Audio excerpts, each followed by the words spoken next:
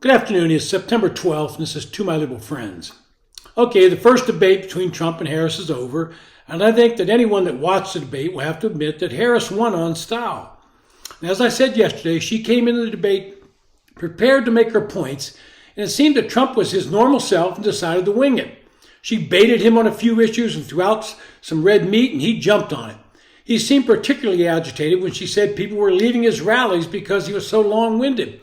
There might be some truth in that statement, but he reacted as she expected him to react. Now, had I been Donald Trump, I would have said at least people come to my rallies, and when I'm there, they don't need a photo ID to get in, and they don't see me reading a speech off a teleprompter. But the debate's over. Now we need to digest what was actually said and what the public thinks. The first question out of the box was the basic, are you better off today than you were 4 years ago? And if you believe every single poll out there, the resounding answer is no. Trump tried to reinforce that point later in the debate, but Harris dodged it by saying she did not want to look at the past, but only to the future. And that's exactly what someone would say when they know that what's in the past is not favorable to them, and she simply went into her plan for the future while ignoring the administration she was part of and had done in the past 4 years. That allows us to review those 4 years for her. First and foremost, in the public eyes is inflation. The famous economist Milton Friedman said it best when he stated that, quote, inflation is made in Washington because only Washington can print money. Any other attribution to other groups for inflation is wrong, end quote. And Friedman's exactly correct. And when the Biden administration started passing out money to just about everyone during the pandemic, without any regard to who needed it, it became a classic case of too many dollars chasing too few goods, and the result is rising prices.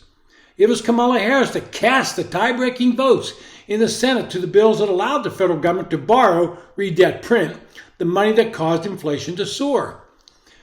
These are the three areas that the public sees affecting them the most. Grocery prices, the price of gas, and the cost of housing. That includes both rental prices and the cost of a mortgage.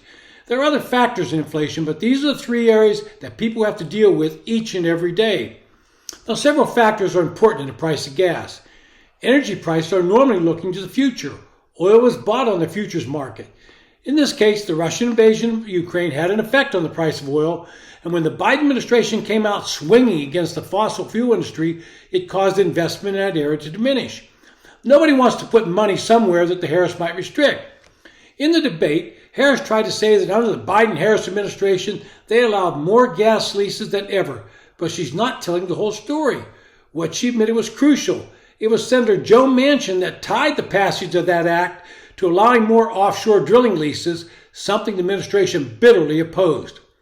Moving on to grocery prices. Harris has said she would empower the Federal Trade Commission to go after grocery stores that are gouging customers. Well, someone should educate her here that grocery stores operate on a 1.5% or less profit margin, and they rely on volume to be profitable. It's a very competitive and cutthroat industry. Her plan is both wrong and more than likely unconstitutional. The real reason for the increase in grocery prices, on average 28% over the past 4 years, is baked into the overall inflation rate.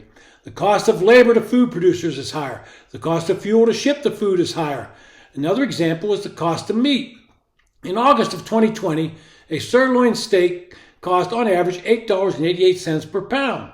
In July of this year, it had risen to $11.73. Now, we could list the increase of soda, the increase in snacks, the increase in fresh produce, the increase in eggs, and all of these products. All have gone up because the cost to produce and ship them has increased. It's not price gouging. It is simply the effective inflation caused by the government borrowing and printing more money. Housing costs have escalated because of inflation. When the Federal Reserve finally began to hike interest rates, it changed the equation on buying a home. That effectively blocked many people from buying a first home or those willing to sell and move up. And here's some salient facts. Inflation was at 2.9% when Biden and Harris entered office. It spiraled to 9.1% before beginning to come down. Gas was at $2.20 a gallon, and it soared to over $5 a gallon before tapering off. Mortgage rates were at 3% and got as high as over 7%. They're still a little over 6%. That is the economy that exists today, and overall, the effective inflation under Biden and Harris is just over 23% for the 4 years. This impacts lower income and middle income people disproportionately. And yet the solutions offered by this administration and now Kamala Harris have been one of spending more money and greater government relations. She never said how she's going to pay for all these things she's proposing. The end result is more voters will end up trusting Trump on the economy, and that's what gives him a strong chance to win, because in the end, voters cast their ballots based on their pocketbooks. This has been To My Liberal Friends. Thanks for listening.